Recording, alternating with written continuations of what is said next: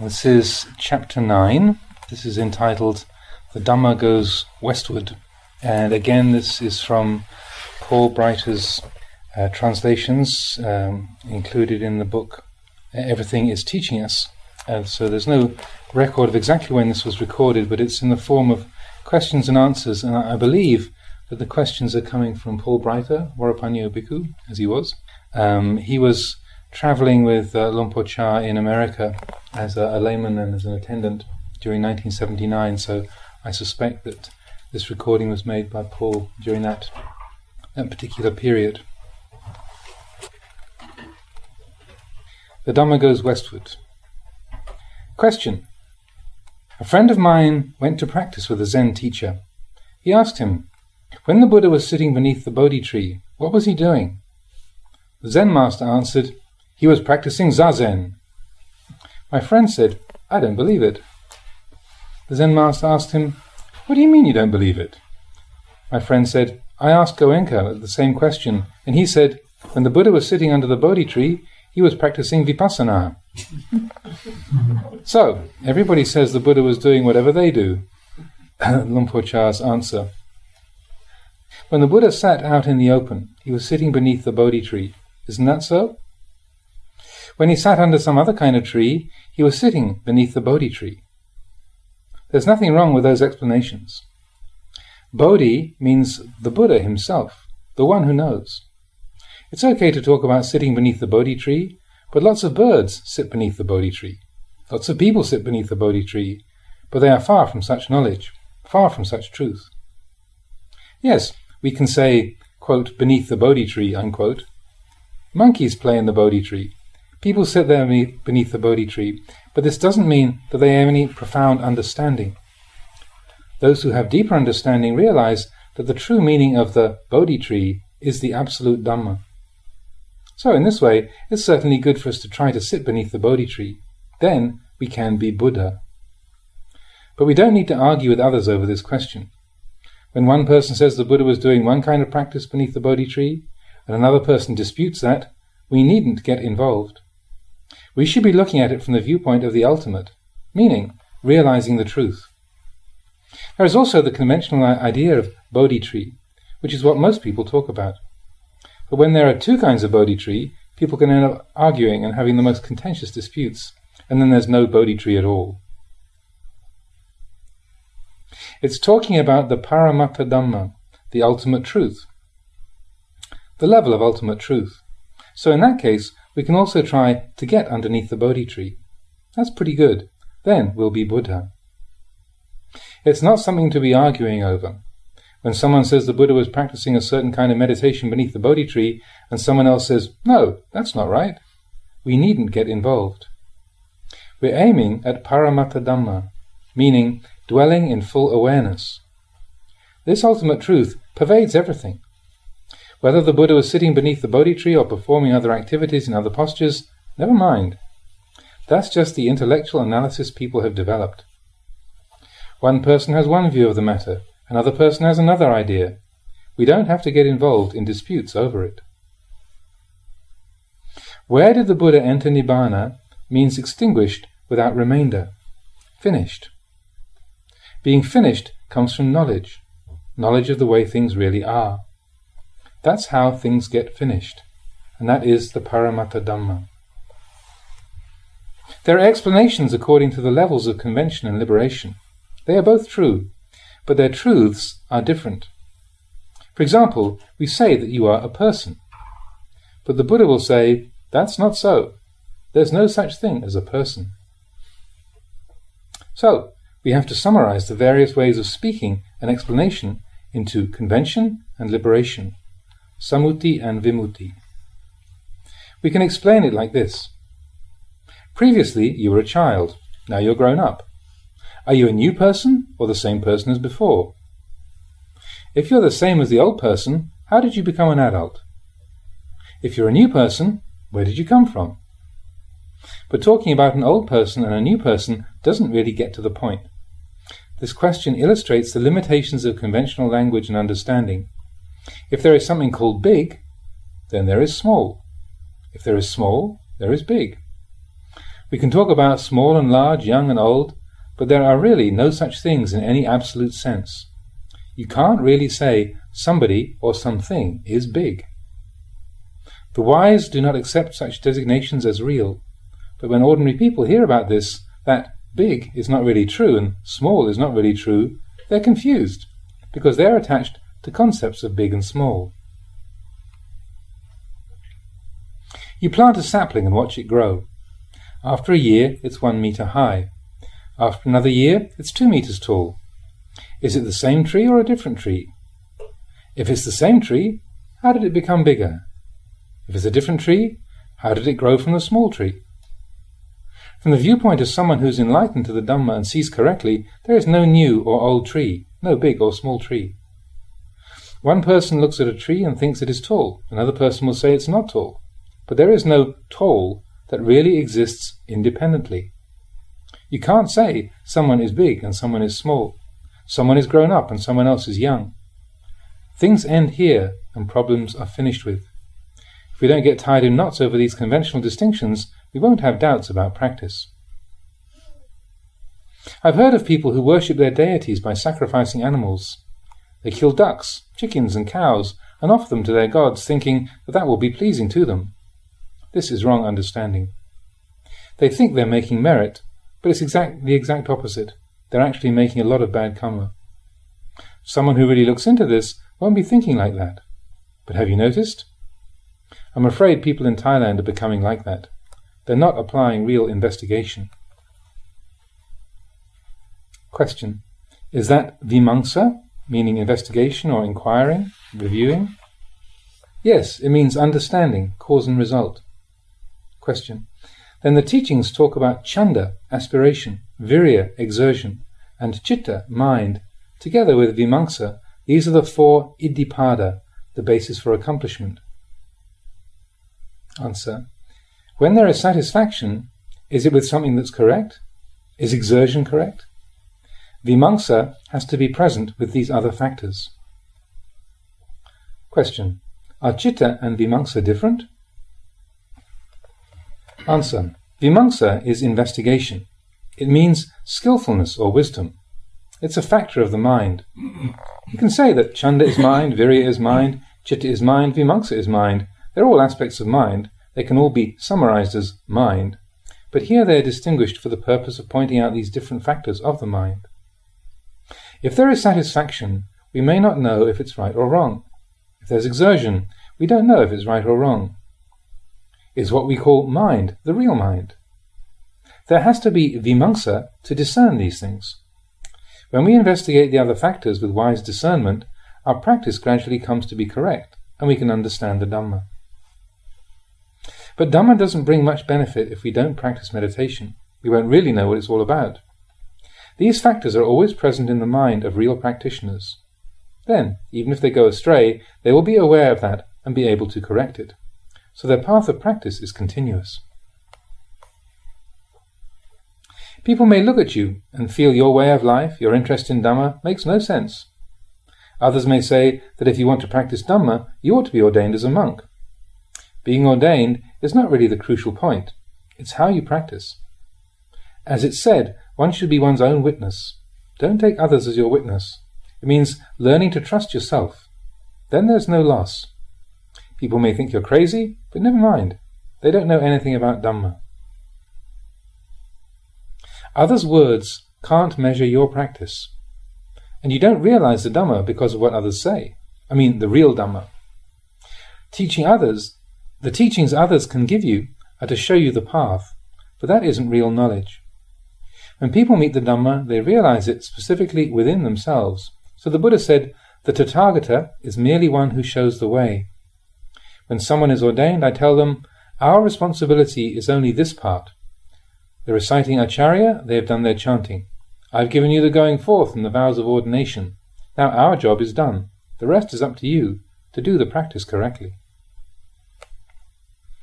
Teachings can be most profound, but those who listen may not understand. But never mind, don't be perplexed or over profundity or lack of it. Just do the practice wholeheartedly and you can arrive at real understanding. It'll bring you to the same place that the teachings are talking about. Don't rely on the perceptions of ordinary people. Have you read the story about the blind men and the elephant? It's a good illustration. Suppose there's an elephant and a bunch of blind people are trying to describe it. One touches the leg and says it's like a pillar. Another touches the ear and says it's like a fan. Another touches the tail and said, no, it's not a fan, it's like a broom. Another touches the shoulder and says it's something else again from what the others say. It's like this. There's no resolution, no end. Each blind person touches part of the elephant and has a completely different idea of what it is. But it's the same one elephant. It's like this in practice. With a little understanding or experience, you get limited ideas. You can go from one teacher to the next, seeking explanations and instructions, trying to figure out if they're teaching correctly or incorrectly, and how their teachings compare to each other. Some monks are always travelling around with their bowls and umbrellas, learning from different teachers. They try to judge and measure, so when they sit down to meditate, they're constantly in confusion about what's right and what's wrong. This teacher said this, but that teacher said that. One guy teaches in this way, but the other guy's methods are totally different. They don't seem to agree. It can lead to a lot of doubt. You might hear that certain teachers are really good, and so you go to receive teachings from Thai Ajahns, Zen masters and others. It seems to me you've probably had enough teaching, but the tendency is to always want to hear more, to compare, and to end up in doubt as a result. Then each successive teacher increases your confusion further. There's a story of a wanderer in the Buddha's time that was in this kind of situation. He went to one teacher after the next, hearing their different explanations and learning their methods. He was trying to learn meditation, but was only increasing his perplexity. His travels finally brought him to the teacher Gautama, and he described his predicament to the Buddha. He said, "Doing as you have been doing will not bring an end to doubt and confusion," the Buddha told him. "At this time, let go of the past. Whatever you may or may not have done, whether it was right or wrong, let go of that now. The future has not yet come. Don't speculate over it at all, wondering how things might turn out. Let go of all such disturbing ideas. It is merely thinking. Letting go of past and future, look at the present. Then you will know the Dhamma. You may know the words spoken by various teachers, but you still do not know your own mind. The present moment is empty. Look only at arising and ceasing of sankhara. See that they are impermanent, unsatisfactory, and empty of self. See that they are really thus. Then you'll not be concerned with the past or the future. You will clearly understand that the past is gone and the future has not yet arrived. Contemplating in the present, you will realize that the present is the result of the past. The results of past actions are seen in the present. The future has not yet come. Whatever does occur in the future will arise and pass away in the future. There's no point in worrying over it now, as it's not yet occurred. So, contemplate in the present. The present is the cause of the future. If you want a good future, create good in the present, increasing your awareness of what you do in the present. The future is the result of that. The past is the cause, and the future is the result of the present. Knowing the present, one knows the past and the future. Then one lets go of the past and the future, knowing they are gathered in the present moment. Understanding this, that wanderer made up his mind to practice as the Buddha advised, putting things down. Seeing ever more clearly, he realized many kinds of knowledge, seeing the natural order of things with his own wisdom. His doubts ended. He put down the past and the future, and everything appeared in the present. This was Eko Dhammo, the one Dhamma. Then it was no longer necessary for him to carry his baking bowl up mountains and into forests in search of understanding. If he did go somewhere, he went in a natural way, not out of desire for something. If he stayed put, he was staying in a natural way, not out of desire. Practicing in that way, he became free of doubt. There was nothing to add to his practice, nothing to remove. He dwelt in peace, without anxiety over past or future. This was the way the Buddha taught. But it's not just a story about something that happened long ago. If we at this time practice correctly, we can also gain realization. We can know the past and the future because they are gathered at this one point, the present moment. If we look to the past, we won't know. If we look to the future, we won't know, because that is not where the truth is. It exists here, in the present. Thus the Buddha said, "I am enlightened through my own efforts, without any teacher." Have you read this story? A wanderer of another sect asked him, "Who is your teacher?" The Buddha answered, "I have no teacher. I attained enlightenment by myself." But that wanderer just shook his head and went away. He thought the Buddha was making up a story, and so he had no interest in what he said. He thought it was not possible to achieve anything without a teacher and guide. It's like this. You study with a spiritual teacher and he tells you to give up greed and anger. He tells you they're harmful and that you need to get rid of them. Then you may practice and do that. But getting rid of greed and anger didn't come about just because he taught you. You had to actually practice and do that. Through practice, you came to realize something for yourself. You see greed in your mind and you give it up. You see anger in your mind and give it up. The teacher doesn't get rid of them for you. He tells you about getting rid of them, but it doesn't happen just because he tells you. You do the practice and come to realization. You understand these things for yourself. It's like the Buddha is catching hold of you and bringing you to the beginning of the path. And he tells you, "Here is the path. Walk on it." He doesn't help you to walk.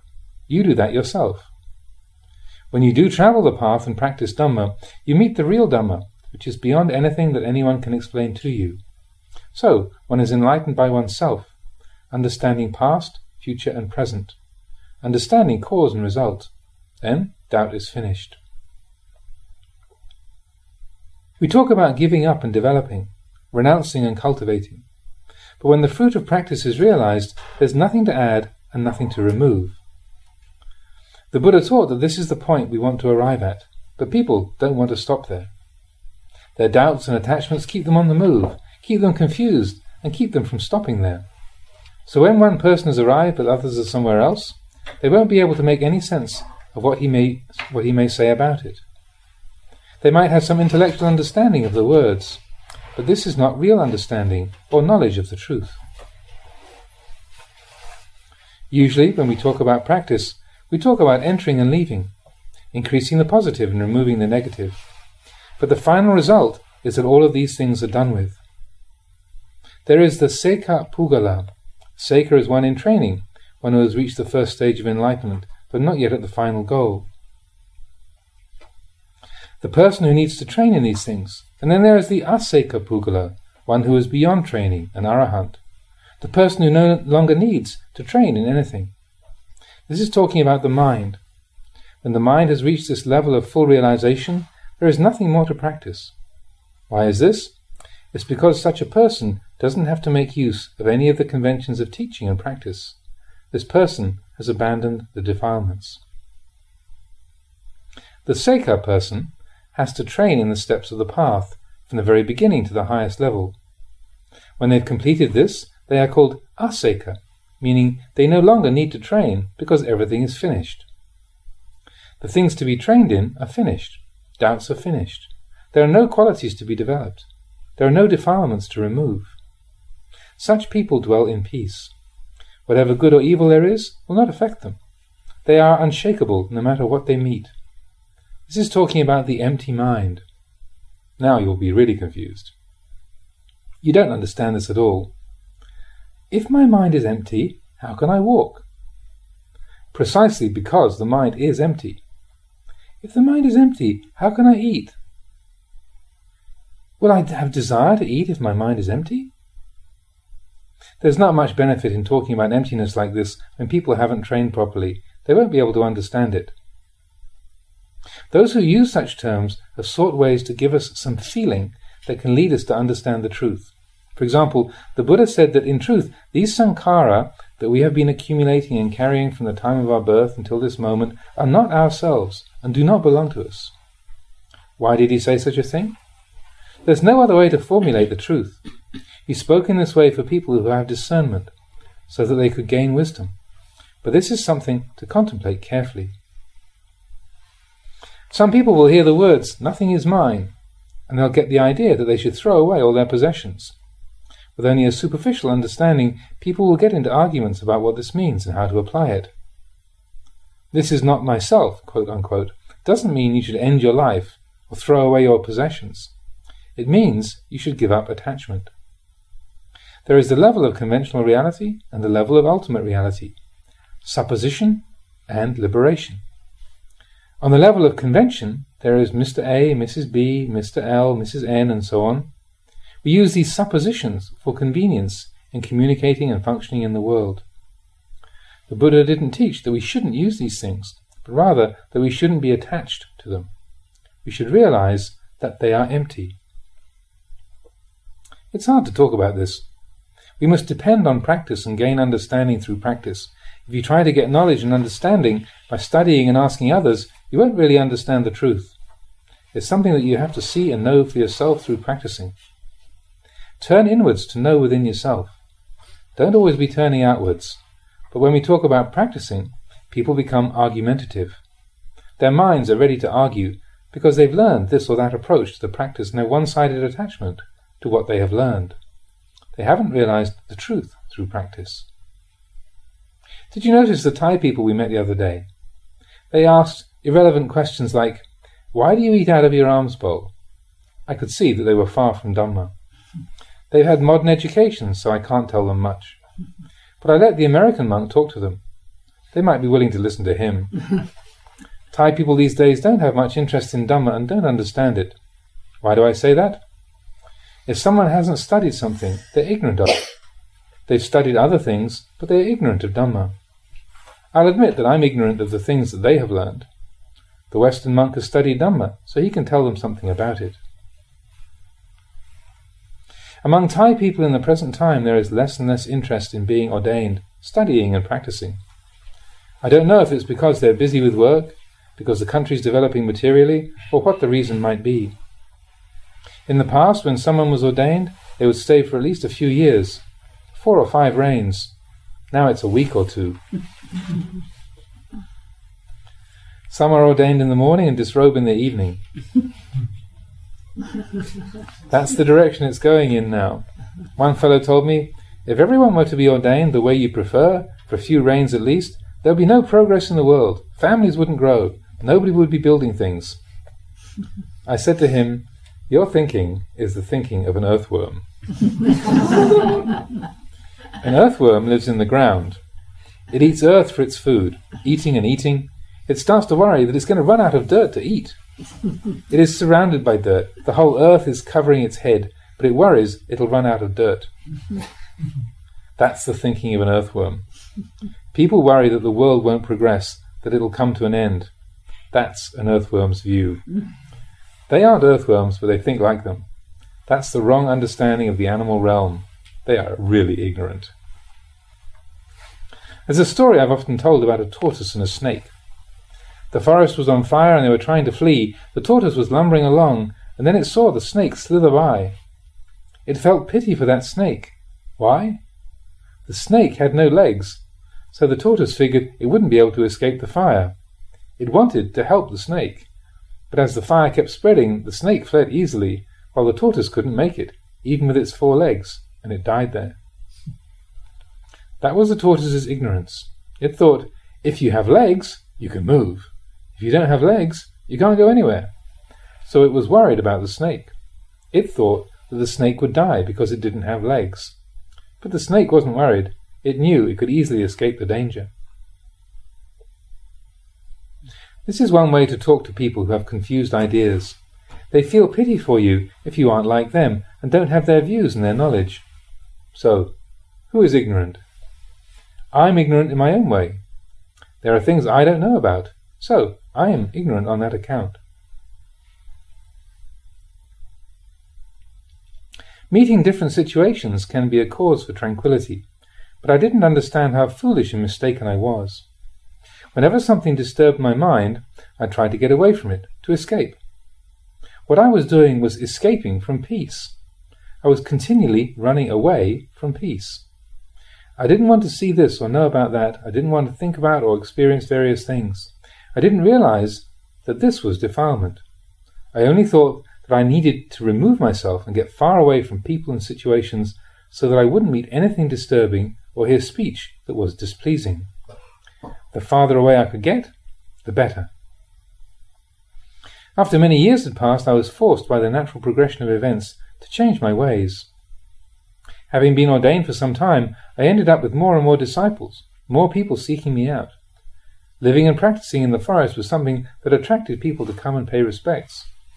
So as the number of followers increased, I was forced to start facing things. I couldn't run away anymore. My ears had to hear sounds, my eyes to see. And it was then, as an Ajahn, that I started gaining more knowledge. It led to a lot of wisdom and a lot of letting go. There was a lot of everything going on, and I learned not to grasp and hold on, but to keep letting go. It made me a lot more skillful than before. When some suffering came about, it was okay. I didn't add on to it by trying to escape it. Previously in my meditation, I had only desired tranquility. I thought that the external environment was only useful insofar as it could be a cause to help me to attain tranquility. I didn't think that having right view would be the cause for realizing tranquility. I've often said that there are two kinds of tranquility. The wise have divided it into peace through wisdom and peace through samatha, concentration. In peace through samatha, the eye has to be far from sights, the ear far from sounds, the nose far from smells, and so on. Then, not hearing, not knowing, and so forth, one can become tranquil. This kind of peacefulness is good in its way. Is it of value? Yes, it is, but it is not supreme. It's short-lived. It doesn't have a reliable foundation. When the senses meet objects that are displeasing, the mind changes, because it doesn't want those things to be present. So the mind always has to struggle with these objects, and no wisdom is born, since the person always feels that he's not at peace because of those external factors. On the other hand, if you determine not to run away, but to look directly at things, you come to realize that lack of tranquility is not due to external objects or situations, but only happens because of wrong understanding. I often teach my disciples about this. I tell them, when you are intently devoted to finding tranquility in your meditation, you can seek out the quietest, most remote place where you won't meet with sights or sounds, where there is nothing going on that will disturb you. There the mind can settle down and become calm because there is nothing to provoke it. Then, when you experience this, examine it to see how much strength it has. When you come out of that place and start experiencing sense contact, notice how you become pleased and displeased, gladdened and dejected, and how the mind becomes disturbed. Then you will understand that this kind of tranquility is not genuine. Whatever occurs in your field of experience is merely what it is. When something pleases us, we decide that it is good. When something displeases us, we say it isn't good. That is only our own discriminating minds giving meaning to external objects. When we understand this, then we have a basis for investigating these things and seeing them as they really are. When there is tranquility in meditation, it's not necessary to do a lot of thinking. This sensitivity has a certain knowing quality that is born of the tranquil mind. This isn't thinking, it's Dhamma vichaya, investigation, contemplation of Dhamma, the factor of investigating Dhamma. This sort of tranquility does not get disturbed by experience and sense contact. But then there's the question, if it is tranquility, why is there still something going on? There is something happening within tranquility. It's not something happening in the ordinary afflicted way where we make more out of it than it really is. When something happens within tranquility, the mind knows it extremely clearly. Wisdom is born there, and the mind contemplates ever more clearly. We see the way that things actually happen. When we know the truth of them, then tranquility becomes all-inclusive. When the eye sees forms or the ear hears sounds, we recognize them for what they are. In this latter form of tranquility, when the eye sees forms, the mind is peaceful. When the ear hears sounds, the mind is peaceful. The mind does not waver. Whatever we experience, the mind is not shaken. So, where does this sort of tranquility come from? It comes from that other kind of tranquility, that unknowing samatha. That is a cause that enables it to come about. It is taught that wisdom comes from tranquility. Knowing comes from unknowing. The mind comes to know from that state of unknowing, from learning to investigate like this. there will be both tranquility and wisdom. Then, wherever we are, whatever we're doing, we see the truth of things. We know that the arising and ceasing of experience in the mind is just like that. Then there is nothing more to do, nothing to correct or solve. There is no more speculation. There is nowhere to go, no escape. We can only escape through wisdom, through knowing things as they are and transcending them. In the past, when I first established Wat Bapong and people started coming to see me, some disciples said, Luang Por is always socializing with people. This isn't a proper place to stay anymore. But it wasn't that I had gone in search of people. We established a monastery and people were coming to pay respects to our way of life. Well, I couldn't deny what they were saying, but I was gaining a lot of wisdom and coming to know a lot of things. But the disciples had no idea. They could only look at me and think my practice was degenerating. So many people were coming, so much disturbance. I didn't have any way to convince them otherwise, but as time passed, I overcame the various obstacles, and I finally came to believe that real tranquility is born of correct view. If we don't have right view, then it doesn't matter where we stay. We won't be at peace, and wisdom won't arise. Now, people are trying to practice here in the West. I'm not criticizing anyone, but from what I can see, sila, morality, is not very well developed. Well, this is a convention.